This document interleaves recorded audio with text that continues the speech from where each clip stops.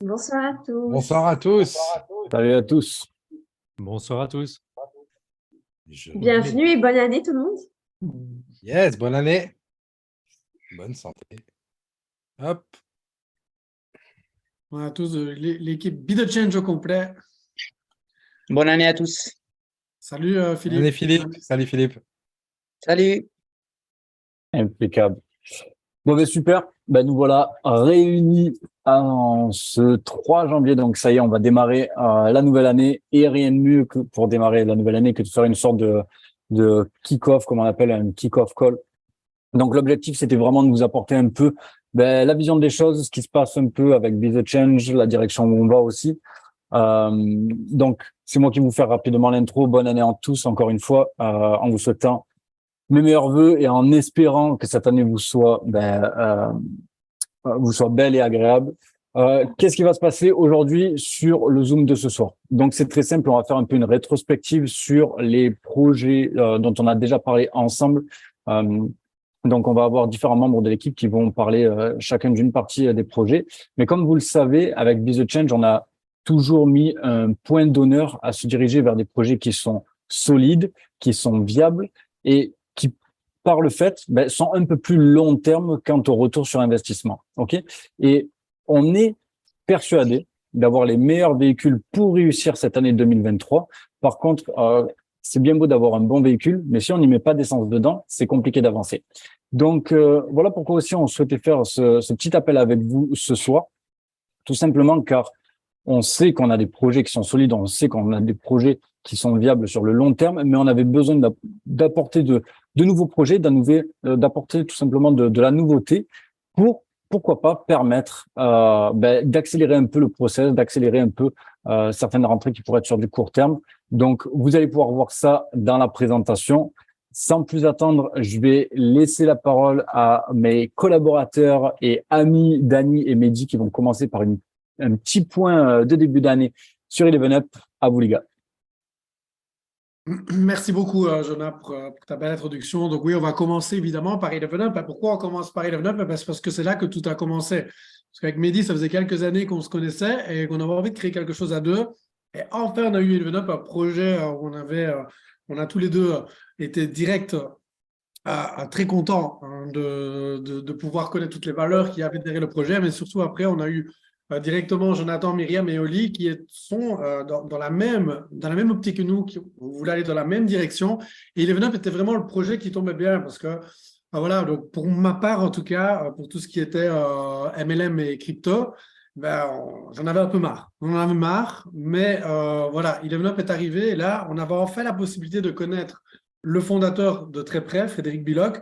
Et là, je savais qu'on allait pouvoir démarrer avec quelque chose qui avait des intentions pures au départ. Et donc, c'était ça le top. Donc, voilà pourquoi on va commencer par Eleven Up aujourd'hui. Et voilà pourquoi on s'est donné corps et âme pendant plus d'1 an avec toutes les formations qu'on a proposées. Et on a agrandi notre communauté. Donc, on est très fiers d'avoir créé tout ce qu'on a créé autour d'Eleven Up. Mais voilà, Eleven Up respectait une idée globale. Vous allez voir que ça se reflète un peu dans tous les projets qu'on va parler. Avec Mehdi, on le dit souvent. Donc, je vais faire une petite dédicace à Mathieu, Max et Tram pour le côté HPF, donc ce qu'on regarde toujours dans les projets. Maintenant, en tout cas avec Mehdi, avec les autres, on regarde toujours H pour le côté humain. Et donc là, dans Eleven Up, le côté humain, il est à 100%, il est au top. Ça, il y a aucun problème. Donc là, on est toujours dans le côté H. Puis après, seulement, on regarde le côté professionnel. Donc là, dans le côté professionnel, on a pu nous-mêmes, Be The Change, apporter quelque chose directement à Eleven Up. Voilà, il y a eu de très, très bonnes choses avec Eleven Up, il y a eu des moins bonnes. Et donc voilà, donc c'est là qu'on voulait un peu faire le point avec vous pour voir où on en était aujourd'hui avec Eleven Up. Donc, je te laisse la parole, mon poulet. Yes, merci Dani, merci John pour l'intro. Et donc du coup, en effet, petite rétrospective rapide sur la situation actuelle d'Eleven Up. Je pense que la plupart des gens ici, si ce n'est tout le monde, est sur le projet. Donc, la situation, vous avez reçu le mail qui dit que la pool de liquidité est fermée actuellement pour diverses raisons. Et justement, on voulait faire le point là-dessus, notre vision en tout cas un peu plus interne, parce que vous le savez, que ce soit Dany et moi, on est ambassadeurs du projet. Avec Be The Change, on a collaboré avec les fondateurs de très nombreux mois. Donc, on a un peu plus pu voir l'intérieur, les coulisses du projet. Et donc, clairement, on en est venu à une conclusion assez simple, c'est que les projections sur l'arrivée de nouveaux clients étaient trop optimistes. Alors, pourquoi trop optimistes? Pas parce qu'ils se sont crus les meilleurs, mais parce qu'il y a eu beaucoup d'ascenseurs émotionnels. Vous le savez, le projet devait se lancer depuis un certain temps maintenant. Et donc, du coup, ça a créé pas mal de déceptions. On a cru se lancer à des moments, puis finalement, on ne se lance pas, on se lance, on ne se lance pas. Et tout ça, ça a vraiment créé de la méfiance à travers le réseau. Et donc, du coup, pas mal d'entrées, en fait, moins d'entrées que prévu, clairement. Et du coup, ça a emmené une seconde conséquence qui est le retard pris dans la création de richesse, puisque la base d'Eleven elle était là. C'est clair et net. Depuis le départ, on vous le parle, c'était le fait de, comme Dany l'a dit, il en avait un peu marre d'autres projets. Donc, l'idée, c'était de changer de ces autres projets et d'avoir quelque chose qui soit basé sur quelque chose de tangible, tel que la création de richesse, justement, la transparence et la liquidité. Alors ici, on en avait 2 sur 3. La transparence, OK, grâce à la blockchain. La liquidité, OK, jusqu'à il y a un certain temps. Et puis, par contre, la création, ça, pas OK, puisque la création de richesse n'a pas été enclenchée comme il se devait, comme on vous l'a annoncé tout au long des présentations. Et donc là, le but de cette fermeture de pool, c'est vraiment ça, c'est de prendre le cash qu'il y a dans la pool et le faire travailler pour amener de la vraie création de valeur en dehors de l'entrée de nouveaux clients. Donc, ils ont même préféré mettre l'accent là-dessus plutôt que de dire, OK, de nouveaux clients peuvent rentrer. Ils ont même fermé la porte à ça pour permettre à ce qu'ils avaient dans les mains de fructifier via diverses opportunités. Donc là, les cartes sont entre leurs mains. Et pour conclure sur justement ce que disait Dany, le côté HPF, on est très, très, très confiant sur le côté H, le côté humain. Sur le côté professionnel, c'est en réelle progression. Et donc, du coup, le côté F, qui est le côté financier, c'est une conséquence des 2 premiers points. Donc maintenant, il n'y a plus qu'au temps à laisser faire son art et de voir si on arrive à obtenir ce qu'on veut obtenir. On est optimiste de ce point de vue-là. Maintenant, on ne peut prédire l'avenir. Donc, clairement, on voulait juste vous expliquer la situation de manière complètement transparente. Maintenant, je vais laisser Myriam un peu conclure sur le côté Eleven Up. Merci les garçons. Alors du coup, moi, je voulais juste dire 2 mots à leur suite pour expliquer que dans le business en ligne, il y a 1000 fois plus de déceptions que de personnes qui tombent de suite sur la pépite infaillible. Et je parle en termes de produits, car bien sûr qu'il y a des personnes qui vont voir leur vie changer de tout au tout et faire beaucoup d'argent sur le développement réseau, sur la partie MLM, mais d'une société complètement bidon, Ponzi, donc ça on sait tous. Mais trouver un vrai produit de valeur qui ne relève pas du Ponzi et qui permet à chacun de faire du cash sans mensonge et manipulation, c'est assez rare. En tout cas, quand on est débutant dans le milieu et qu'on n'a pas encore les bons contacts pour. Donc, on va tomber sur pas mal d'arnaques avant de comprendre vers quoi se diriger. Et moi, je voulais juste vous dire qu'avec les expériences qu'on a eues chacun, on a vraiment voulu construire quelque chose d'éthique pour notre communauté. Et donc, mieux sélectionner les propositions, ça vous avez compris, on se répète. Mais il ne faut pas oublier que malgré tout, ça reste un secteur qui est soumis aux volatilités du marché et à des facteurs extérieurs qu'on ne maîtrise pas. Donc, ça peut être une pandémie, une équipe de direction qui se dissout, des partenaires qui font faillite. Et c'est des choses qui arrivent partout dans n'importe quel métier. Et ça ne veut pas dire qu'à la base, c'était une société d'escrocs. Donc, vous voyez où je veux en venir. Il peut se passer des choses qui déçoivent, qu'on n'avait pas prévues. Il peut y avoir des erreurs. Et ça, c'est quelque chose que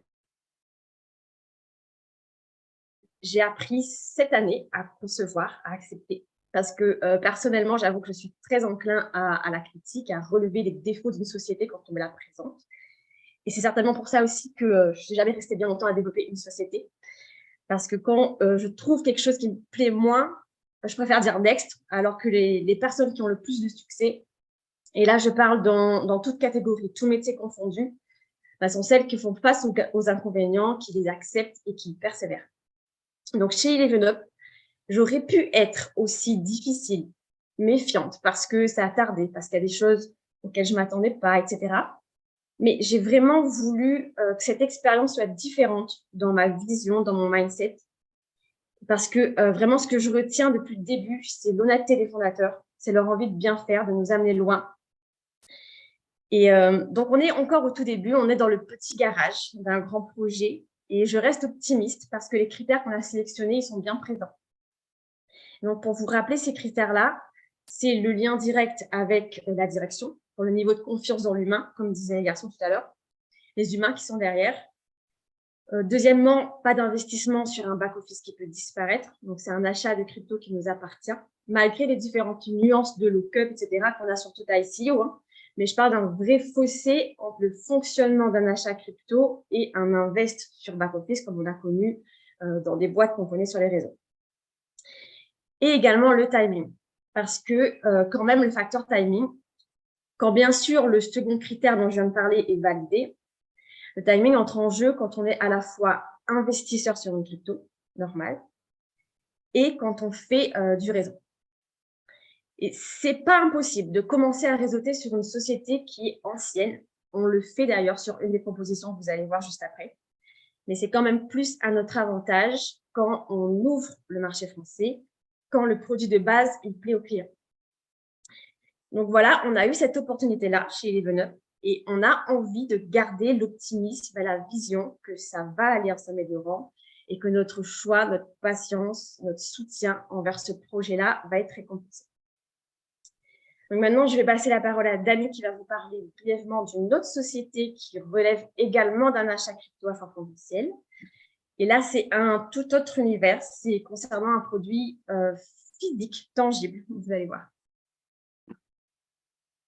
Voilà, merci Mimi. Ben justement, Selvar, c'est pas anodin qu'on le met juste après Eleven Up. D'abord, c'est le premier, mais aussi Selvar, c'est un partenaire d'Eleven Up. Donc, c'est ça aussi la force d'Eleven Up, c'est de collaborer et de ne pas concurrencer les autres. Et voilà, Selvar, c'est un beau projet qui n'est pas du tout concurrent et très collaboratif. Donc, pour l'expliquer très rapidement pour ceux qui ne connaîtraient pas le projet, donc Selvar, voilà, c'est un projet qui a été imaginé par un génie autodidacte qui est dans tout ce qui est technologie et cryptographie depuis que moi, j'étais toujours à l'école primaire. Et donc, son pourquoi à lui, c'était vraiment de mettre les machines en mimétisme avec la nature. Enfin, la technologie, pardon, en mimétisme avec la nature, comme il le dit si bien. Pourquoi? Parce que la plus belle machine au monde, le meilleur système au monde, c'est la nature en elle-même. Elle s'autosuffit à elle-même. Les abeilles ont leur rôle, tout le monde a leur rôle et tout se passe très bien. La nature, c'est vraiment quelque chose d'exceptionnel, tant à ses fonctions et tant à sa conception. Donc, voilà pourquoi. C'est un peu l'idée un peu folle de Vincent d'avoir fait ça. Donc, comment lui, il a voulu mettre ça en application? C'est de créer un système, justement, qui allait être gagnant-gagnant, où toutes les parties sont gagnantes, comme dans la nature, un système collaboratif, comme dans la nature, et très innovateur et disruptif. Donc, on va complètement changer le système qui existe, et évidemment éco-responsable, parce que là, de nouveau, si on fait un projet comme ça, il faut qu'on soit en respect de tout ce qui est nature. Donc, ce qu'il a créé, c'est une machine, un système avec des pompes à bière. On a commencé par la bière, parce que bon, voilà, on vient de Belgique, hein, donc obligé, on commence par là, mais pourquoi il a été vers la bière? Parce que la bière, il y a 1 milliard d'euros gaspillés dans les égouts, rien qu'en Belgique, chaque année. Je ne sais pas si vous imaginez, 1 milliard d'euros. Mais lui, avec son système, avec des technologies différentes, l'intelligence artificielle, la blockchain, évidemment, mais lui, il a trouvé le moyen de justement prendre ce gaspillage, le prendre et le redistribuer à des personnes comme les commerçants eux-mêmes, les fabricants aussi les fabricants de robinets, etc., les ambassadeurs, les investisseurs comme nous le sommes, et aussi aux personnes dans le besoin, parce qu'il y a le côté caritatif qui, vous allez voir, va revenir beaucoup aujourd'hui aussi. Donc voilà, nous en tant que Be The Change, on a investi dans le projet, on a acheté des tokens, on est partenaire indirectement, mais aussi ambassadeur du projet. Et vous aussi, vous pouvez, je sais qu'il y en a qui le sont déjà, mais vous pouvez devenir aussi ambassadeur et participer avec nous avec ce beau projet, que ce soit en direct avec Selvar, mais aussi par l'intermédiaire d'Eleven Up. Vous allez voir, ça va arriver dans le courant du début d'année. où on aura la possibilité, on aura des avantages en tant que membre d'Eleven pour participer à ce super projet qui est Selfbar. Donc, les news au niveau de Selfbar, c'est qu'il va y avoir une collection NFT qui va arriver. Ça, on vous en parlera plus tard parce que c'est très exclusif. Donc, il y a aussi, ils ont gagné un concours aux Pays-Bas de meilleurs projets blockchain. Donc, c'est un concours qui était organisé par les universités du Pays-Bas, de l'Allemagne, du Luxembourg et de la Belgique. Et donc, c'est eux qui ont gagné le concours. Donc, ça, c'est intéressant. Mais ce qui est le plus important que je vais vous dire maintenant, c'est la lettre d'intention des plus grands fabricants de robinets dans le monde, je peux dire dans le monde, parce qu'il y a la Belgique, il y a la France, il y a l'île de la Réunion, pour faire un petit clin d'œil à Mimi. Et donc là, ils ont déjà des lettres d'intention pour eux qui vont fabriquer les tables. Parce que Selfbar, c'est une table avec une technologie, avec les robinets, mais donc ils vont fabriquer les tables. Ça, c'est déjà une chose. Mais en plus, ils vont les installer, les tables. Donc ça, c'est une très belle chose. Mais la troisième meilleure chose, c'est qu'en plus, ils ont déjà les clients. Donc ça veut dire qu'ils ont déjà le nombre de tables à fabriquer et ils savent déjà où ils vont les mettre. Donc tout ça, ça va se passer en 2023. Donc le lancement qu'on attend tous va arriver dans le courant de l'année 2023. Donc voilà tout ce qui est à dire. Ben voilà, justement, Vincent qui arrive maintenant. Trop tard, Vincent, on a déjà parlé de ton projet. Et donc, tu n'as pas pu entendre ce que j'ai pu dire. Mais voilà, il sera là à la fin pour répondre aux questions s'il y avait besoin. Donc, je vais laisser maintenant la parole à Mehdi qui va nous parler d'un autre projet qu'on suit avec BitChange depuis quelques mois maintenant. Yes, merci Dani. Et Vincent Calbot, du coup, qui vient d'arriver, c'est le fondateur de Selfbar, pour ceux qui ne le connaissent pas. Donc voilà, vient d'arriver. Salut Vincent, salut à toi.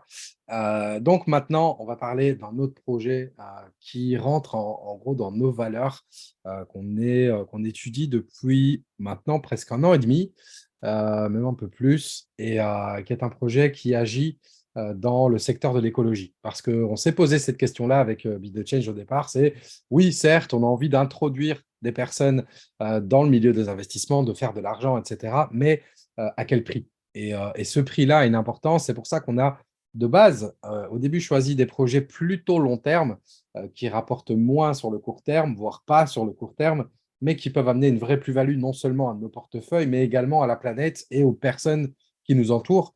Et le projet Corsair en pivot s'inscrit complètement dans cette philosophie, dans le sens où c'est quoi Corsair en pivot? Pour ceux qui ne connaissent pas, c'est simple, c'est une société qui prend les déchets plastiques, qui les forme en ballots d'une tonne et puis qui les passe dans une machine et qui, au final, au bout du processus, cette machine-là transforme le plastique en carburant, en pétrole. Donc vous me direz, c'est bien beau, mais on produit du pétrole qui va polluer derrière. Oui, sauf que ici, ce pétrole est produit à base de déchets et non pas à base de ressources naturelles que la planète nous fournit, comme tout simplement les creuser pour chercher du pétrole. Ici, on part du déchet plastique dont personne ne veut. Il faut savoir que moins de 90%, 90% des déchets plastiques sont recyclés dans le monde, moins de 10%, pardon, des déchets plastiques sont recyclés dans le monde. Donc ici, le fait d'aller chercher cette matière première pour en faire quelque chose, oui, en soi, c'est vraiment de faire du bien à la planète, aux gens, aux différents pays dans lesquels on va chercher ces déchets. Donc ça, c'est pour le côté pratique. Donc vraiment, dans quoi s'inscrit Corsair en pivot? C'est un projet long terme, c'est un bébé, entre guillemets. Ça fait 3 ans que la société existe. Ils ont quelques machines. Ils ont maintenant 4 ou 5 machines. Je pense que c'est 4 exactement. Justement, une des nouveautés, eh bien, c'est qu'il y a une nouvelle machine dans le nord de l'Europe. On pense que c'est en Finlande, mais je n'ai plus la précision exacte. Peu importe, en tout cas, il y a une nouvelle machine qui s'est installée. Les 3 premières machines sont en Thaïlande. On a des personnes ici présentes. J'ai vu que Sylvain était là dans la salle, qui a pu se rendre à Bangkok sur place pour voir justement l'infrastructure de Corsair. Il y a de belles évolutions également, puisqu'un partenariat a été signé avec une très grosse boîte énergie telle que Shell. Il y a un partenariat signé avec une grosse société en Angleterre pour justement le recyclage des déchets. Maintenant, on est sur un projet qui tourne également autour de la technologie blockchain, puisque là derrière, il y a un token. Et l'idée ici est vraiment long terme, dans le sens où devenir un acteur majeur dans le milieu des énergies, ce n'est pas une mince affaire, dans le sens où vous avez des concurrents tels que Exxon, tels que justement Shell, tels que Total, toutes ces grosses boîtes-là qui mangent plus de 90%, 90% du marché. Donc, se faire une place dans le milieu des énergies renouvelables, c'est quelque chose d'assez complexe et donc ça prend du temps. Maintenant, le projet est assez prometteur. On a eu de beaux contacts avec les fondateurs et là-dessus, on reste très optimiste. On continue à surveiller le projet de près. Évidemment, on n'a pas toutes les clés en main comme sur la plupart des projets, mais en tout cas sur Selfbar et sur Eleven Up, là, on est en contact vraiment très, très rapproché avec les fondateurs. Donc, on a un peu plus d'informations à vous donner. Sur ce projet-ci, justement, Jussi Solarenta, qui est le fondateur, lui est, j'ai oublié sa nationalité, mais en tout cas, on ne l'a pas vu, on ne l'a pas rencontré, on a pu, en tout cas, l'entrevoir. Jonathan a pu rencontrer des personnes du board et je pense même que tu as pu voir Jussi, hein, Jonathan, oui. Donc, Jonathan, lui, a pu rencontrer le fondateur, le croiser en France, justement, pour un événement. Donc, on a eu un contact, mais plus bref, on va dire, qu'avec les deux sociétés dont on vous a parlé juste avant. Mais en tout cas, c'est un projet qui s'inscrit dans les valeurs qu'on recherche. Et donc, par rapport à Corsair en pivot, c'est tout. C'est vraiment une petite rétrospective qu'on voulait vous faire. Maintenant, je vais laisser Jonathan justement enchaîner sur le dernier des projets en ce qui concerne la rétrospective. Yes, merci Mehdi pour ce petit débrief. Donc oui, je confirme, j'ai eu l'occasion, grâce à Sylvain qui est sur ce call, j'ai eu l'occasion de rencontrer le board et le CEO de Corsair lors d'un séminaire du côté de Perpignan. Donc voilà, on a pu avoir quand même cette proximité et c'est ce qui a fait aussi que potentiellement dans la suite on a lancé le projet. Voilà. Mais t'en as assez dit de toute manière sur Corsair. Moi, je suis là pour reprendre la partie sur Metacard. Donc Metacard, vous en avez entendu parler à peu près depuis le milieu de l'été passé. Alors pour reprendre en bref, même si je pense que tout le monde connaît le concept, mais en fait Metacard, c'est une société qui clairement va servir de pont entre l'industrie du cadeau. Donc l'industrie du cadeau, c'est tout ce qui est cartes de vœux, les cartes cadeaux que vous pouvez acheter pour offrir sous forme de bons d'achat, toute cette industrie du cadeau qui est sur le Web 2, donc qui est sur Internet. On peut acheter les cartes cadeaux, on peut acheter des bons d'achat en ligne. Et là, l'objectif, c'est d'amener ces sociétés qui fournissent ces cartes cadeaux, par exemple, à arriver sur le Web 3, donc dans le milieu tout simplement cryptographique. Et Metacard est juste le pont parfait pour amener ces sociétés-là à faire une transition. On le voit, toutes les grosses sociétés essayent d'avoir cette transition pour vivre avec leur temps, pour évoluer, parce qu'ils savent que les nouvelles générations vont se tourner vers de nouvelles expériences, vers de nouvelles technologies. Et justement, on a Metacard qui est là pour amener les sociétés à faire cette transition. Ce qui est bien, c'est que du coup, Metacard n'a pas de concurrent parce que toutes les grosses marques veulent tout simplement être partenaires pour pouvoir bénéficier d'une aide à cette transition vers le Web 3. D'accord ? Donc, voilà un mot très rapide sur le projet. En quoi il nous concerne, nous, avec Be The Change, comme vous avez entendu Myriam le dire un peu en début de présentation, parfois, c'est une question de timing. Du moins, le timing rentre en jeu. Et là, pareil, une fois de plus, pour Metacard, le projet cochait toutes les cases. C'est-à-dire que on a pu avoir, notamment avec Mehdi, on a pu avoir un contact direct avec le CEO de Metacard, suite à un contact direct qu'on avait eu dans un séminaire. J'ai eu l'occasion d'aller visiter leur bureau au Maroc. Donc, j'ai pu voir un peu leurs infrastructures, leur manière de travailler, le fait que, et c'est quelque chose qui nous aussi nous porte à cœur avec Be The Change, le fait qu'il y ait une partie qui soit consacrée à tout ce qui est œuvre caritative avec Metacard pour tout simplement aider tout un chacun. Donc nous, c'est quelque chose qui nous a parlé et en termes de timing, on était juste au bon endroit au bon moment car à travers Metacard, à travers leur application qui va sortir et où il y aura une marketplace qui va permettre justement, comme je disais, aux grosses sociétés, aux grandes marques reconnues, de pouvoir avoir une boutique dans le métaverse, dans le Web 3. Forcément, pour fonctionner sur cette marketplace, on va utiliser le token de Metacard qui s'appelle le Metac. Ok. Donc, il y a quelques temps de ça, quand je suis rentré tout simplement du Maroc, je suis revenu avec plusieurs bonnes nouvelles puisque j'avais négocié des conditions qui sont toujours valables d'ailleurs, mais j'avais négocié des conditions pour qu'on puisse acquérir du token en pre-sale, même avant la pre-sale, on était même sur une phase de ce qu'on appelle de seed. Donc c'est vraiment la toute première phase de vente du token qui généralement est réservée un peu aux institutions, tout ce qui est business angel, ce genre d'institutions du milieu crypto. Donc, on a eu l'occasion, et vous êtes un certain nombre d'ailleurs en tant que particulier à avoir pu profiter de cette opportunité. Nous aussi, on a acquis du token, tout simplement. Et là, une fois de plus, ben voilà, on est dans un projet long-termiste. On n'a plus qu'à attendre son développement. Donc, au niveau de son développement, qu'est-ce que j'ai comme nouvelle à vous apporter? La première, la plus grande, c'est que Metacard va passer sur la Binance Smart Chain, ou maintenant comme on l'appelle la BNB Chain. Le projet avait été développé sur la blockchain de Tezos, mais pour une question de développement, c'était juste une question de logique de migrer sur la BNB Chain, parce que Binance reste quand même le plus gros exchange au monde. Donc, on avait cette nouvelle. On a eu le MVP. Alors, le MVP, clairement, en fait, c'est une version première d'un produit qui est sorti, une version light d'un produit qui sort. Donc, cette version était sortie en septembre à la rentrée. Metacard a aussi sorti toutes ses cartes de vœux NFTisées pour Noël. D'ailleurs, Metacard, pour cette nouvelle année, en fin d'année 2022, a édité une série de 2023 NFT qui étaient collectables gratuitement et où plusieurs cadeaux étaient à gagner. Donc voilà, le projet suit son cours. Il n'y a pas de couac particulier, mis à part le marché crypto qui fait un peu des siennes, mais bon, j'ai envie de dire, c'est un peu les aléas du marché, des marchés financiers en règle générale et encore plus des marchés du marché de la crypto. Donc voilà, on est sur un projet pour moi très solide, potentiellement une licorne. Ce qu'on appelle une licorne, c'est un projet qui va exploser dans les 3-5 prochaines années et on a pu se positionner très tôt sur ce projet, donc c'est que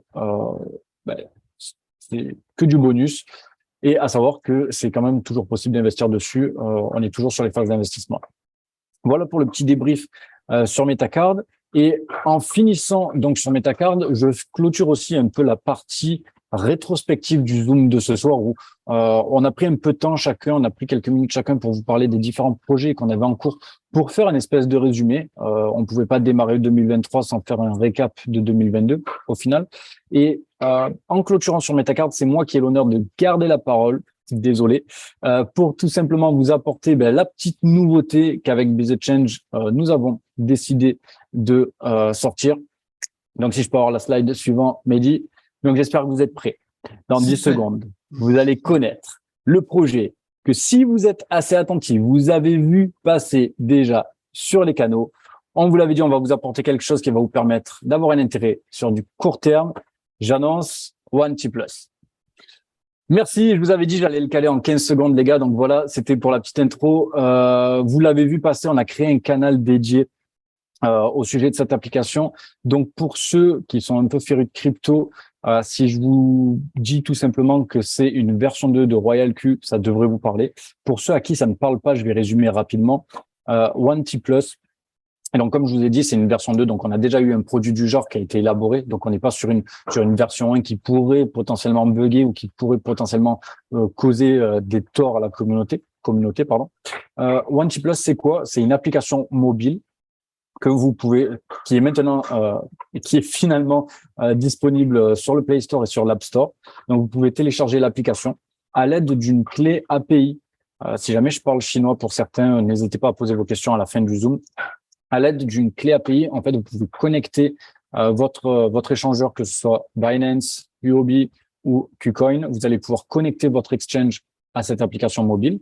Donc, c'est une connexion qui se fait en privé et vous ne donnez le droit d'accès que pour la partie trading. Donc, vous ne pouvez pas vous faire vider vos fonds. Donc, imaginez, même si vous avez des milliers et des milliers de dollars en valeur crypto sur Binance, par exemple, vous ne pourrez pas vous faire vider votre compte Binance via cette clé API. OK? Cette clé API, elle sert à quoi? Juste à connecter l'application mobile à votre échangeur et ça va permettre à la stratégie qui est incluse dans l'application mobile de pouvoir trader à votre place et tout simplement d'aller chercher du profit pendant ce bear market. Pourquoi aussi je parlais que c'était une version 2 de Royal Q, pour ceux qui ont connu. Royal Q, c'est une application qui fonctionnait très bien et qui a eu un peu de mal à sortir des rentes et qui a eu tendance à paralyser pas mal de capital pour certaines personnes lorsque le marché s'est écroulé. on avait l'application Royal Q à l'époque où quand la capitalisation du marché crypto a perdu 50%, donc forcément l'application, les stratégies n'ont pas réussi à suivre. Là, on est sur une V2 dans le sens où ce sont des personnes qui avaient une stratégie sur la première application, qui ont décidé eux-mêmes de créer leur propre application mobile. Voilà en gros en quelques mots. On aura plus d'infos très prochainement, car je suis en contact en fait avec la personne qui m'a présenté cette application. C'est une personne qui avait une grosse partie du réseau mondial sur Royal Q, donc sur ce qu'on appelle la V1. Donc on a un zoom, on va dire pas de dirigeants, mais j'aime pas ce mot, mais de leaders de chaque pays, si vous voulez, pour faire un point sur l'application, sur les personnes qui sont derrière et tout ça. Donc, j'aurai ce Zoom le 7 janvier et derrière, je vous apporterai quelques petites précisions supplémentaires en plus de ce que je viens de vous dire déjà sur cette application. Mais voilà, clairement, ce qu'il faut retenir, c'est que à travers tous les projets long terme qu'on vous a cités jusqu'à présent, on savait que pour le bien de la communauté et pour vous permettre tout simplement de pouvoir investir, d'avoir en fait du cash flow qui rentre pour pouvoir investir sur des projets qui sont solides, on avait besoin de vous proposer un produit qui puisse permettre un cash flow rapide avec une vision peut-être un peu plus court terme sur la rapidité et les entrées-sorties des capitaux que vous pouviez avoir. Donc, cette application est tombée au bon moment, car il y a zéro risque de scam. Comme je vous ai dit, on ne peut pas vider vos échangeurs à travers cette application. Vous ne pouvez pas vous faire cramer votre compte. C'est ce qu'on appelle du grid trading. Donc, en fait, ça va acheter de la crypto à plusieurs prix, histoire de lisser le prix d'entrée. Et dès que le prix va monter, ça va vendre en profit. Ça ne vend pas à perte. Donc, c'est pour ça que si le marché descend, ça peut vous paralyser du capital pendant un petit moment, mais ça ne peut pas vous cramer vos comptes de toute manière. Donc, somme toute, c'est une application qui est ultra safe et qui derrière propose un plan d'affiliation où vous pouvez toucher des commissions par rapport au réseau à qui vous allez présenter cette application. Donc, ça permet de faire une petite rentrée d'argent si derrière vous voulez réinvestir sur d'autres projets qu'on vous a parlé, ou même si vous avez vos propres projets. Mais voilà, c'était l'application qui tombait au bon moment pour pouvoir vraiment apporter un peu cette rapidité et un peu de mouvement sur les fonds dont vous pourriez avoir besoin. Donc voilà pour ça. Sur ce, derrière, je vais laisser la parole à un membre de Biz Change que vous voyez moins, qui travaille un peu dans l'ombre, mais qui a un projet qui nous tient à cœur également. Donc, Oli, je vais te laisser prendre la parole maintenant. Yes, juste avant de te lancer, Oli, je te lance juste en 30 secondes. C'est vraiment juste pour dire un mot par rapport à BeDoChange. Et justement, c'est que des fois, on travaille dans l'ombre et des fois, nos intentions ne sont pas toujours montrées au grand jour. Pourquoi? Parce qu'on n'a pas toujours les moyens de les réaliser. Et le côté œuvre caritative, vous l'avez vu, au travers de tous les projets qu'on a fait, il y a toujours un point qui est relié, connecté aux œuvres caritatives. Sauf que clairement, on a envie de faire les choses par nous-mêmes et ça depuis le début. Sauf que ce n'est pas évident. C'est vraiment pas évident d'avoir les moyens de ces ambitions, surtout quand il s'agit de partager aux autres, quand soi-même, on essaye à la fois de se construire et d'aider les autres à se construire. Donc, il faut également, et ça, on le pense vraiment du plus profond de notre cœur, c'est que pour recevoir, il faut pouvoir donner. Et donc, le but, c'était vraiment de trouver le plus rapidement possible, mais de manière structurée, correcte, cadrée, le moyen de justement participer à avoir un impact dans ce monde. Et justement, un des membres, en effet, fondateur de BeDoChange, qui est Olivier ici, qui va parler juste après, lui va pouvoir amener ce côté œuvre caritative, mais non plus au travers d'une société, non plus au travers d'un MLM ou autre, ou d'un investissement qui va redistribuer un petit pourcentage, mais là, directement, nous, vraiment, les membres fondateurs de BeDoChange allons pouvoir participer à ça et on va également réfléchir aux moyens de vous faire participer à ça, évidemment, pour ceux qui le veulent. Il n'y a évidemment pas d'obligation, mais là, on est vraiment sur quelque chose de propre et carré. Je te laisse parler, Oli, maintenant. Merci, Jonah et Mehdi, pour l'intro. Écoutez, moi, je vais vous expliquer rapidement en fait, l'histoire de Micielo. Donc, il y a 6 mois à peu près, je me suis expatrié au Mexique. Et j'ai eu l'occasion de rencontrer des personnes vraiment formidables ici, avec le cœur sur la main. Et on avait tous un petit peu en tête le fait de gagner de l'argent, c'est bien. Le fait de pouvoir aider les autres, c'est un plus. Et du coup, c'est là qu'on s'est mis autour d'une table, on a commencé à discuter de ce qu'on pouvait faire ensemble, et c'est comme ça que Missielo est né. Donc, Missielo, c'est quoi? Une fondation qu'on a créée donc, ici à Playa del Carmen, au beau milieu de la jungle. Donc, on a à peu près 50 hectares de terrain. Et en fait, nos 3 missions principales pour Missielo sont d'aider les enfants atteints de troubles moteurs ou comportementaux via une thérapie avec les chevaux, donc de l'hypothérapie. Donc, c'est vraiment pour les handicapés mentaux ou les personnes autistes ou vraiment les handicapés aussi physiques, par exemple. Les rapprocher de la nature, des animaux, pouvoir leur donner de l'amour, leur donner comment dire, une perspective positive, en fait, leur donner la joie de vivre. Le deuxième point, c'est de la fourniture alimentaire aux nécessiteux. Donc là, via des partenariats avec des grosses chaînes de distribution ici au Mexique, donc par exemple avec Walmart ou avec Soriana, qui correspond plus ou moins à Carrefour en France, on va recevoir des aliments périssables en fait, qui périssent dans les 20 jours plus ou moins, pour faire de la redistribution, donc par exemple aux personnes âgées, parce qu'ici, les personnes âgées, elles ne touchent pas de pension principalement, ou alors c'est vraiment très très peu, ou des personnes dans la rue, hein, simplement parce il y en a pas mal quand même au Mexique qui vivent avec très peu d'argent et donc qui ne mangent pas à leur faim tous les jours en fait. Et la troisième mission, qui nous porte vraiment très à cœur également, c'est de pouvoir fournir un environnement stable et avoir une possibilité d'éducation, je vais dire normale, à des enfants de la rue. Parce que ici, je ne sais pas s'il y a déjà des personnes qui sont venues au Mexique, mais il y a pas mal d'enfants qui sont dans la rue, donc qui ne sont pas scolarisés. Et donc, notre idée, c'est de pouvoir créer un éco-village donc, dans la jungle et de pouvoir prendre des enfants sous notre aile pour pouvoir leur donner le bon tremplin pour leur futur. Et donc ça, via des tutorats avec des professionnels de qualité. Mon rôle exactement dans Missielo, en fait, j'ai 2 rôles. J'ai le rôle de membre de conseil d'administration, vu que je suis un des fondateurs de la fondation, et j'ai également le rôle de trésorier. Donc, tous les projets, toute l'évolution des projets, ça va passer forcément par moi, tous les budgets également. Donc, voilà. Et juste pour vous donner une petite idée de l'ampleur que pourrait avoir Missielo, parce qu'on n'en est quand même encore qu'au début, on a quand même déjà des personnalités assez importantes, je vais dire. Par exemple, on travaille avec un procureur général ici au Mexique qui fait partie également du board de Missielo et également le représentant de la paix ici en Amérique latine. Donc, on a des personnes importantes, je vais dire, au niveau social, qui croient en notre projet. Et c'est juste génial parce que moi, ça fait que 6 mois que je suis ici et de voir comment on arrive à évoluer assez rapidement, je vais dire, quand on a la volonté de le faire, c'est juste magnifique. Donc voilà, on est là, on est ambitieux, c'est vrai, mais en même temps, on se dit qu'on est là pour durer et que c'est pour faire du mieux possible, pour faire le bien. Voilà. Nickel. Merci beaucoup, Oli. Merci beaucoup. Yes, c'est clair, c'est clair. Et pour les personnes qui pourraient se dire, oui, mais bon, il y a des gens qui vont pas bien ici aussi, en Belgique, en France, en Suisse.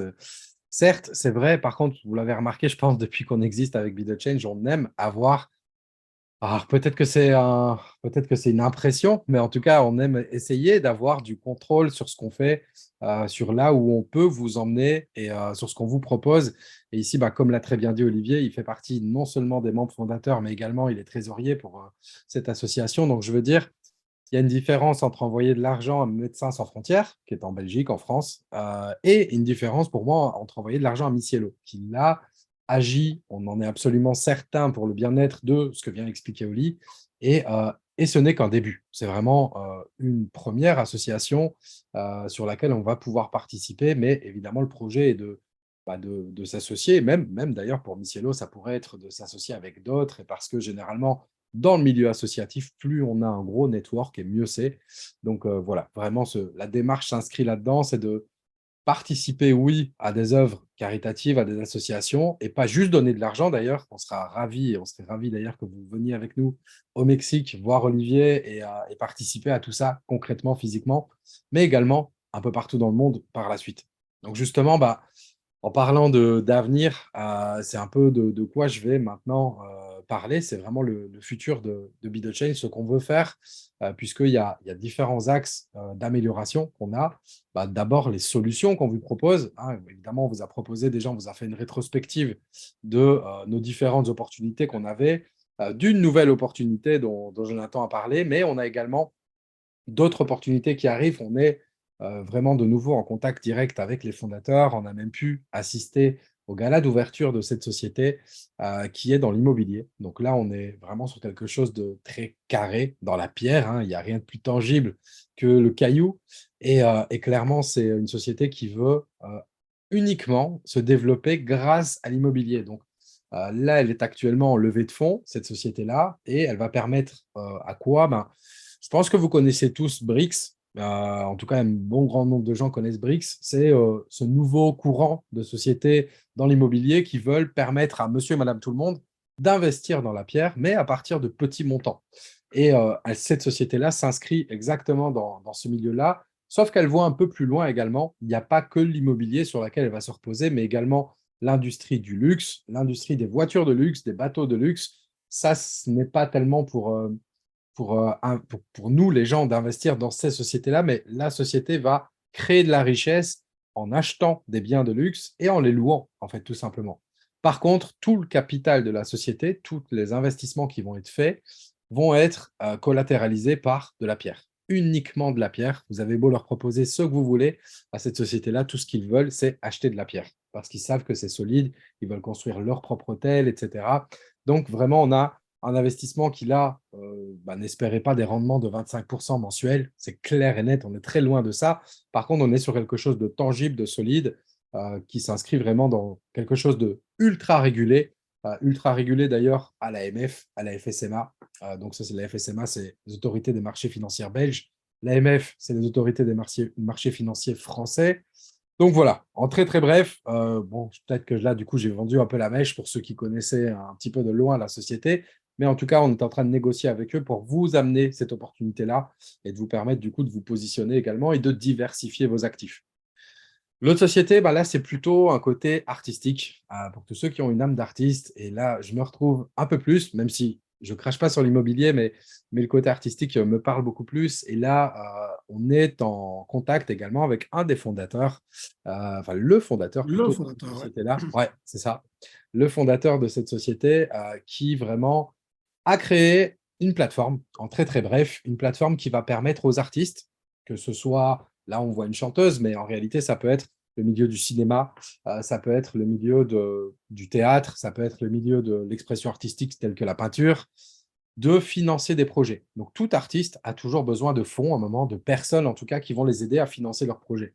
Généralement, ils se tournent vers les grosses boîtes, que ce soit par exemple au niveau de la musique, eh bien, on se tourne vers, vous connaissez tous, Universal, Sony, qui vont produire ces artistes-là, donc leur fournir le marketing, l'argent, les moyens, l'infrastructure, les ressources nécessaires pour faire leur projet. Sauf que ces grosses sociétés, qu'est-ce qu'elles font? Elles ponctionnent 80 à 90% de tout ce que gagne l'artiste. Donc l'artiste, ça lui permet de gagner beaucoup d'argent, mais dans le fond, pas tant que ça. Et l'acteur qui est le plus lésé là-dedans, c'est qui? C'est vous et c'est nous. Parce que nous, on regarde, on consomme, on regarde des films, on écoute de la musique, on va voir des œuvres artistiques et autres. Par contre, généralement, on ne fait que payer pour ça. Mais on ne gagne jamais rien. Pourtant, on soutient des fois moralement, des fois physiquement même des artistes. L'idée de la plateforme, c'est ça. C'est de vous permettre, de nous permettre de participer à l'écosystème. C'est-à-dire qu'un artiste a besoin de faire quelque chose, a besoin de réaliser un projet, a besoin de monter un album, a besoin de faire un film, eh bien, il va le proposer à la plateforme.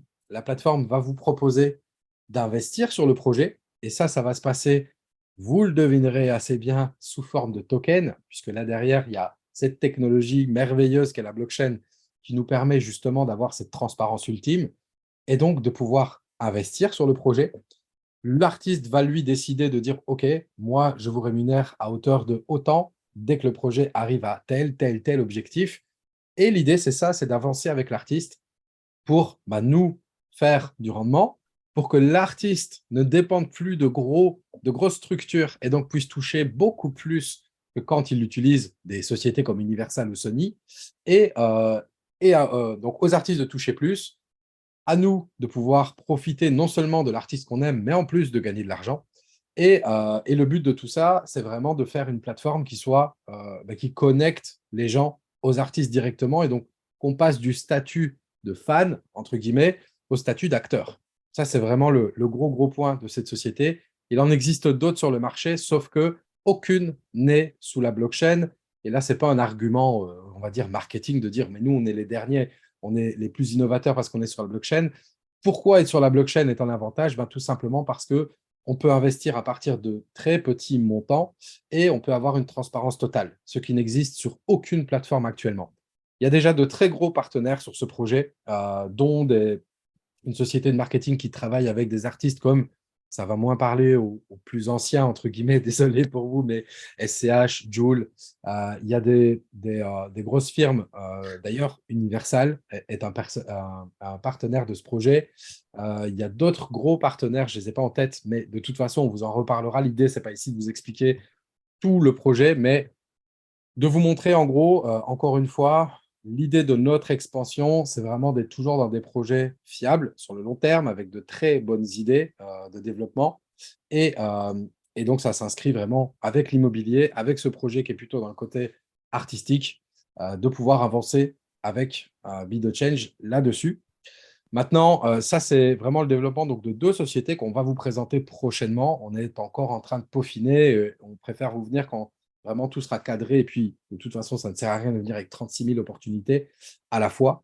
Par contre, il y a nous aussi, vraiment Be The Change en tant qu'entité. Le but, c'est vraiment de se développer, de créer là, dans l'année 2023, et très, très, très rapidement, notre société, vraiment en notre nom, pas simplement un collectif de personnes, même si ça nous plaît beaucoup d'être un collectif, mais l'idée, c'est d'avoir un site web, donc vraiment une plateforme où vous allez pouvoir voir tous les projets, qu'on puisse vous communiquer, vous transmettre des articles, des informations justement sur les différents secteurs sur lesquels on est engagé, que ce soit le secteur de la crypto-monnaie, de la blockchain, de l'immobilier maintenant, de l'écologie, l'industrie de la boisson, etc. Donc, vraiment pouvoir vous centraliser toutes les informations plutôt que, là, je suis sûr que pour certains d'entre vous, vous avez au moins 4, 5, voire 6 groupes dans lesquels on est là. Donc, le but, c'est vraiment de centraliser tout ça. Ensuite, de pouvoir aller encore plus loin dans la recherche et le développement, c'est-à-dire de pouvoir prendre du temps, de déléguer les choses pour pouvoir continuer à chercher des pépites de 1 et à développer les relations qu'on développe déjà avec les sociétés qu'on a. Et le fait de déléguer, c'est justement d'avoir des community managers qui vont pouvoir s'occuper, puisque le rôle d'un community manager, ça va être de développer toute la partie marketing, entre guillemets, donc justement nos canaux, nos groupes, nos réseaux sociaux, le fait de pouvoir mettre en place les communications, parce que nous, c'est plutôt l'idée, c'est de donner justement les idées. Et le rôle d'un community manager, c'est de les appliquer, de les mettre en texte, en vidéo, en image et de les diffuser sur les réseaux. Donc, ça nous permettra d'avoir plus de temps, de cerveau disponible pour vraiment l'appliquer dans la recherche, le développement de Be The Change et du coup des partenariats qu'on peut avoir, également de créer du support. Parce que ce qui arrive également après, là j'en touche vraiment une phrase, 2 phrases maximum du développement, c'est qu'on est sur l'idée du développement de notre propre broker. Pour ceux qui s'y connaissent en trading, je pense que vous voyez bien ce qu'est un broker. Donc là, on est sur le point de développer en tout cas notre propre solution sur un broker. Des membres de Be The Change, un membre de Be The Change en tout cas, développe lui-même différentes solutions avec des traders qui vont pouvoir vous proposer également un moyen de ramener du cash flow dont Jonathan vous parlait, le fait de ce fameux cash flow, plutôt que d'investir sur le long terme. Il y a des gens qui préfèrent, je pose un billet, je sais que dans 2 semaines, un mois et demi, je récupère autant. Ça, c'est des solutions qu'on est en train de mettre en place. On travaille également avec un fonds d'investissement. Là, c'est vraiment pour les personnes qui ont de plus gros portefeuilles ou de plus gros contacts, on va dire, avec des investissements qui sont un peu plus élevés, même beaucoup plus élevés. Et voilà, en très très bref, j'avais dit que je ne ferais pas plus de 2 phrases. Donc, Eleven continue son développement. J'en ai dit 4. Voilà. Eleven continue son développement. Eleven vous voyez, je fais un lapsus. Be The Change, on est né d'Eleven à la base, mais Be The Change vraiment là veut passer à un autre niveau. On s'est consulté tous les 5, on a discuté, on n'a pas fini d'ailleurs. On se réunit minimum une fois par semaine pour discuter du développement de Be The Change. Et l'idée, c'est vraiment de se professionnaliser et de ne pas simplement être une équipe de mecs qui vous proposent des opportunités. Deux Vraiment, ça mecs et une c'est… fille, hein. T'as oublié une fille. Ouais, c'est vrai. Une équipe de personnes qui vous proposent des opportunités parce que vraiment, si on nous Mimi. considère… Moi, en tout cas, je serais vexé d'être considéré simplement comme ça, comme une personne qui fait juste que proposer des opportunités, puisque on réfléchit vraiment à faire beaucoup, beaucoup plus que ça. Donc là, je vais laisser la parole à justement notre Myriam internationale du coup de la Réunion et Dani pour clôturer sur vous, parce que sans vous, on n'est rien, clairement. Et c'est grâce à vous également qu'on peut s'expandre. Donc je vous laisse la parole, les amis. Exactement. Donc, Mehdi disait, on n'est pas que des amis qui travaillent ensemble sur des opportunités d'affaires, mais on veut être plus que ça, on veut être des associés avec le terme légal, avoir notre entreprise Be The Change. Et tout ça, c'est pas possible sans les personnes qui nous suivent, sans les clients, sans la communauté, sans vous qui êtes là ce soir. Et du coup, on voulait déjà faire un très grand remerciement pour tous nos fidèles amis qui nous suivent depuis le début, qui ont toujours été clients de tout ce qu'on a proposé. Il y en a qui sont là ce soir et que je remercie personnellement parce que vraiment, c'est un soutien, pas seulement dans les finances parce que vous participez aux opportunités financières, mais aussi moralement, en toute amitié. Et on a envie de vous proposer plus qu'être des clients. Be The Change, c'est pas que 5 personnes, c'est aussi vous. Et on aimerait du coup travailler avec des relations un petit peu plus approfondies pour pouvoir peut-être déléguer des choses, pour pouvoir être associé sur certains projets, chacun à son niveau.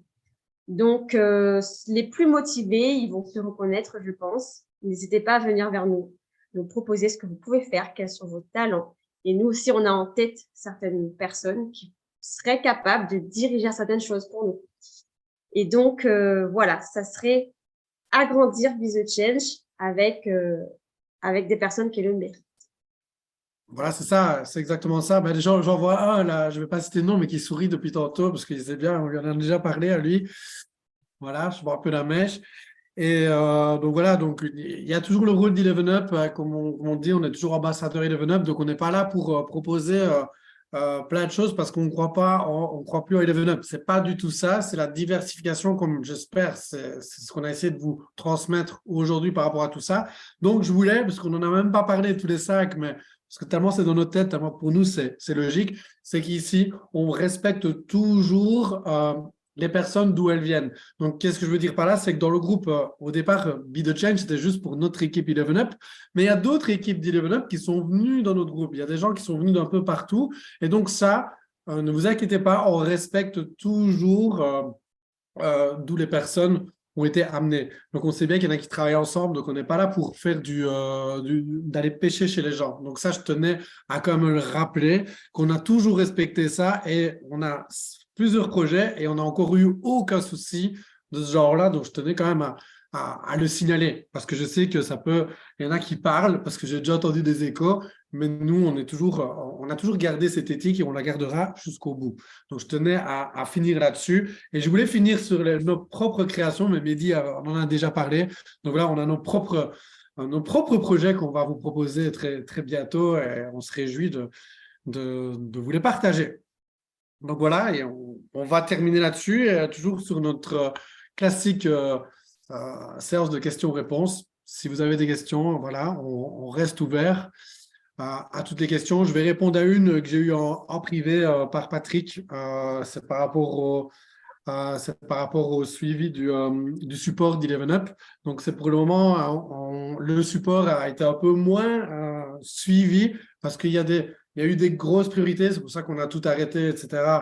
Et il y a plein de choses qui sont en train de se faire. Mais voilà, ton nom est toujours dans la liste des personnes à réaliser. Mais il y a eu mauvaise communication. Voilà, je vais être franc, mauvaise communication au niveau du support. Et donc, voilà, tout ça est en train de se restructurer. Mais toutes les personnes qui ont eu encore des bugs, on va revenir dessus et on va retravailler dessus. Personne n'a oublié, croyez-moi. Donc, je te parle à toi, Patrick, personnellement, parce que tu m'as posé la question. Et donc, voilà, je ne t'oublie pas. Eleven Up ne t'oublie pas. Voilà pour la première question. Yes, bah de manière générale, juste ce que je voulais ajouter là-dessus, c'est que peu importe le projet sur lequel on est, on joue toujours d'une très grande transparence et on peut se le permettre parce que nous ne sommes pas les créateurs des projets, même si on en a un parmi nous, salut Vincent, par rapport à Selvar. Mais par contre, même d'ailleurs sur Selvar, même que Vincent est là, je le dis clairement et simplement, peu importe le projet, peu importe les erreurs qui pourraient être commises sur un projet, parce que ça peut arriver. Myriam en a parlé tout à l'heure, ça peut être la conjoncture du marché qui fait que ça peut être un manque de professionnalisme, ça peut être, imaginons, une arnaque. Bon, on n'en a pas vécu avec Be The Change, ça c'est sûr, mais ça pourrait arriver. En tout cas, là-dessus, on sera toujours ultra transparent. C'est-à-dire que le jour où nous-mêmes, on ne se sent plus en sécurité sur un projet et que notre investissement commence à devenir, je vais dire, bancal, clairement, on vous en fera part. Et ça n'a pas bougé, que ce soit sur le côté, on respecte votre upline, on respecte la structure que vous avez, la personne par qui vous nous avez connus, par qui vous êtes entré sur tel projet, tout comme on respectera toujours le côté transparence. D'ailleurs, on préfère soit ne rien dire plutôt que de parler pour ne rien dire, justement, ou soit être très, très, très, très cash avec vous et vous dire, bon, bah là, ouais, pour parler franchement, là, ça pue du cul, va falloir retirer nos billes. Ça, on pourrait le dire également sur n'importe quel des projets, puisque le plus important, comme le disait Jonathan au tout début, ce n'est pas les véhicules qu'on utilise, même si on a de super véhicules, on a de très, très beaux véhicules, de belles voitures de course, c'est plutôt l'essence qu'on y met, donc c'est-à-dire c'est nous, c'est vous. Quand je dis nous, c'est vraiment, je parle de la communauté, je ne parle pas de Be The Change là, mais c'est nous qui allons faire que ces projets vivent, en plus du fait qu'ils sont professionnels de leur côté. Donc voilà, c'était juste un petit Et mot si la pour vous dire fondation, là-dessus. c'est pas une vraie, on a le nom du trésorier ici, Olivier Catherine. Voilà. Je pense même qu'on Non, peut avoir son t'inquiète, c'est une adresse. blague. Et juste, c'est vrai que Jonathan m'avait mis enfin, elle a mis en commentaire d'ailleurs sur Ouais. le projet qui est dans le côté artistique. Il y a déjà un premier projet concret de film qui demande une levée de fonds de 300 000. Et une fois que la levée de fonds est complétée, Netflix rachète déjà les droits du film pour, je ne sais plus, 700 000, 900 000, je ne sais plus, Jonathan. 900 000, ouais. 900 900 000. 000. Donc, vous voyez que là, il y a déjà en gros un projet sur lequel on est jusqu'à un x3. Alors, ne me demandez pas le délai. Tout ça sera présenté évidemment quand on en parlera un peu plus tard. Donc, voilà. Voilà, ben, vous pouvez Avec poser des plaisir. questions pour les projets, enfin, chacun son projet qu'il connaît un peu mieux, donc on répondra à plic-ploc, celui qui veut répondre. Yes, après, c'est vrai qu'aujourd'hui, je pense que c'était dense. On a donné Ouais, c'est dense. beaucoup d'informations. On est parti un peu dans tous les sens, mais pas dans tous les sens. En fait, on est parti dans tout ce qu'on a à vous proposer, faire une rétrospective, et puis dans quel sens on va, quelle direction on prend. Maintenant, comme je le disais sur une de mes publications, on va pas faire. C'est pas le dernier Zoom, quoi. Loin de là. Et là, le but, c'est de petit à petit de vous amener les informations morcelées cette fois-ci. Plus tout en un coup et pouvoir apporter les infos. Parce qu'aujourd'hui, on était quand même 26, mais on aurait pu être plus. On aurait pu être Ouais. plus, mais c'est le Tant pis but. pour les absents. Voilà. Comme on Exactement. dit, tant pis pour les absents. Le but, c'était vraiment de faire un récap, histoire qu'on puisse mettre à plat tout ce qui s'est passé sur l'année qui s'est écoulée et savoir sur quelle fondation, sur quelle base, en fait, on allait pouvoir repartir et avec quoi on allait rebondir et avec quel projet on allait arriver. Parce que, OK, 2023, on est le 3 janvier, donc voilà, 2023 a démarré depuis 3 jours, mais il y a des projets, que l'on va vous annoncer dans les semaines à venir, sur lesquels on travaille depuis déjà plusieurs semaines, voire plusieurs mois. Donc, comme je dis toujours, et comme je dis souvent à mes équipes, vu que vous le savez, moi je suis issu de base du marketing de réseau traditionnel. Si vous planifiez pas votre semaine, ben vous allez pas l'avoir passée. Ben comprenez un truc, c'est pareil avec votre année. Si vous planifiez pas un temps soit peu comment vous voulez que votre année se passe, vous allez vous réveiller et ça, on sera déjà mi-juin et ça sera déjà l'été. C'est pour ça qu'il y a tant de personnes, par exemple, qui se réveillent, qui se disent faut que je chope mon summer body. Mais en fait, c'est comme ça. Tout est une question d'organisation et ben, l'organisation, elle commence comme ça. Elle commence par la planification de projet, par l'étude et donc ça fait déjà un petit moment qu'on est sur pas mal de trucs à l'étude. Donc voilà, c'est pour ça que c'était important aussi pour nous de faire ce débrief parce que ok, potentiellement, ce que vous avez entendu sur la première demi-heure ce soir, mis à part quelques news qu'on vous a apporté, vous le saviez déjà. Mais c'est bien, je trouve, de faire une petite piqûre de rappel, savoir ce qu'il y avait, et savoir ce qui va arriver. Voilà. Merci. Une belle conclusion, Jonah. Avec plaisir. Yes, merci à toi, Hassan. Bravo pour la transparence, professionnalisme. Bah oui, justement, on va dans ce sens-là. Et tu sais bien qu'on a parlé de toi indirectement ce soir. On va avoir l'occasion d'en reparler plus tard, parce que Hassan, justement, c'est une des personnes qui est là depuis le tout début, qui nous a suivis sur tous les projets sur lesquels on est, et pas pour le mettre sur un piédestal et dire vous devez tous faire comme lui, loin de là, mais simplement c'est ce genre de choses-là qui donne de la force, qui motive, et c'est ce genre de personnes qu'on a envie de récompenser également. Quand Myriam et Dani vous ont parlé de travailler plus activement avec la communauté, c'est le fait de pouvoir donner des responsabilités à des gens, de pouvoir leur donner des récompenses, des rémunérations selon un travail établi. On a vraiment envie, en tout cas, de s'agrandir, et pas forcément en membre fondateur, puisque la fondation de Be The Change est là, elle est effective, et plus personne ne pourra fonder quoi que ce soit sur Be The Change. Par contre, amener des nouvelles directions à prendre et nous aider à développer le projet, ça par contre, oui, il y a beaucoup de place à prendre, et on serait ravis de partager ça avec un maximum de monde ici présente et tous ceux qui verront le replay et puis sur les Zooms prochains à venir. Donc ouais, comme il disait, la société immobilière, c'est un mix entre Brix et Realt. Realt, je ne connais pas. Mais oui, Brix, c'est vraiment permettre aux personnes d'investir à partir de $50. Realty, en fait, c'est la même version, mais aux États-Unis, et qui fait ça sous forme de token. Ok. Merci Patrick. Salut Sylvain. Salut Sylvain, à bientôt Sylvain. Je pense que de toute manière, si on n'a pas de questions, moi, je dis toujours que quand il n'y a pas de questions, c'est pour deux choses. Soit qu'on a été relativement clair, soit qu'il y a eu trop d'infos et qu'il faut plusieurs jours pour les digérer.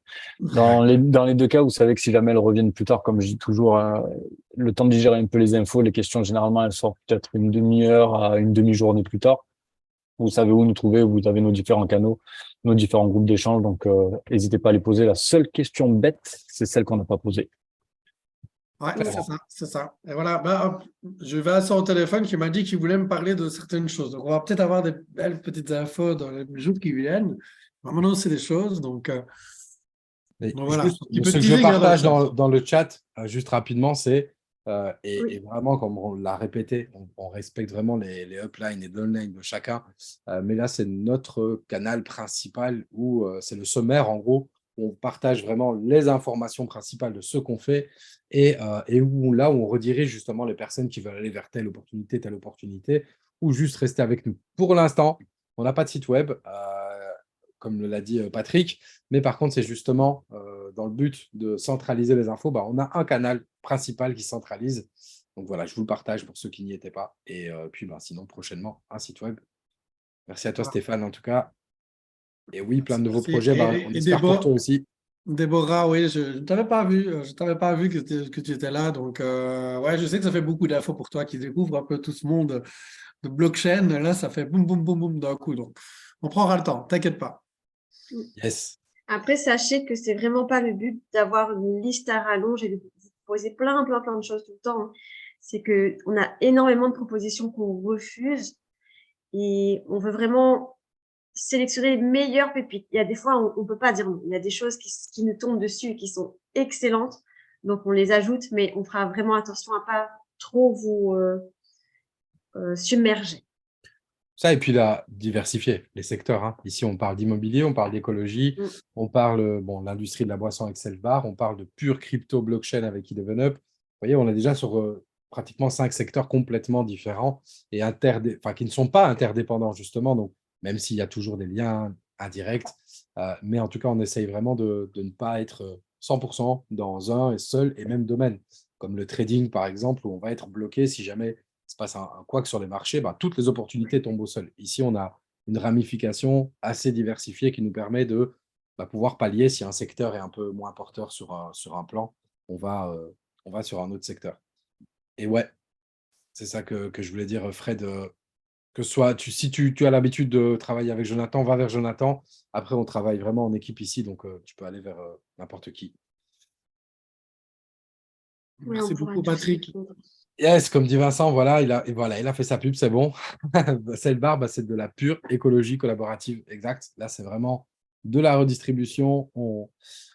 C'est ce que Dany expliquait justement. Par rapport. Arrivé en retard, tu avais quand même. Voilà, tu n'as pas pu voir que Dany en a très bien parlé, donc on est vraiment dans ce domaine-là. Et de nouveau, c'est un secteur qui n'est pas du tout lié aux autres ici. Donc, c'est pour ça que ce projet-là, en tout cas, est particulier et dans le bon sens du terme. Donc, Voilà. Et la collaboration et non la concurrence, c'est toujours ce qu'on essaie un peu. C'est l'esprit d'Eleven Up, c'est un peu l'esprit de Cellbar. Et c'est un esprit qu'on essaie de garder avec un bit de change. yes. Merci à toi, Hassen, en tout cas. Merci à tous. Je pense qu'on va pouvoir couper. En plus, on a fait, sans trop réfléchir, on a fait 1 heure, quoi. Donc, c'est bien. Impeccable. Merci à tous encore pour votre temps. C'est toujours un plaisir de vous avoir à travers les Zooms. Et puis, comme je dis à chaque fois, on se voit de l'autre côté. Yes. Allez, Vincent, pour ton petit passage. ciao tout le monde. À tous. Salut à Bonne tous. soirée à tous. Bonne soirée. Ciao, bonne soirée. Ciao.